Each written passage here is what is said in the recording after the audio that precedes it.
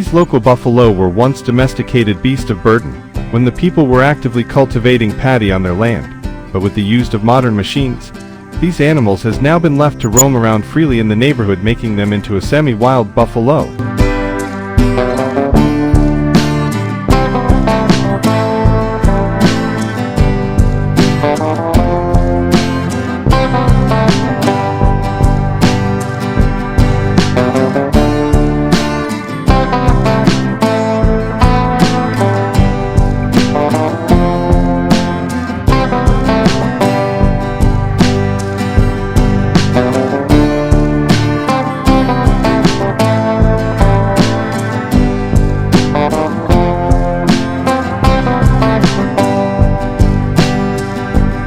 The domestication of these local buffalo as beasts of burden has played a significant role in agricultural practices, particularly in cultivating paddy or rice in various regions. Historically, these animals were indispensable to farmers, assisting in plowing fields and transporting harvested crops. Their strength and endurance made them ideal for labor-intensive tasks, allowing communities to maximize their agricultural output while sustaining their livelihoods. The relationship between humans and buffalo was symbiotic.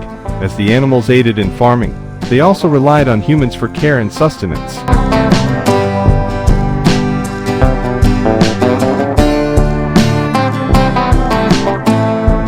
However, with the advent of modern machinery such as tractors and combine harvesters, the necessity for buffalo as working animals has diminished significantly. These technological advancements have revolutionized agricultural practices by enhancing efficiency and productivity.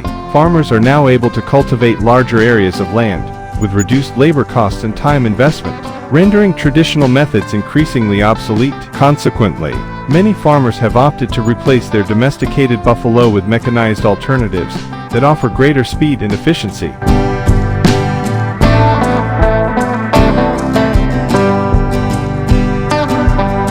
The result of this shift has led to a notable change in the status of local buffalo within these communities. Once integral to daily agricultural activities, they have been relegated to a semi-wild state, roaming freely within neighborhoods rather than serving specific utilitarian purposes.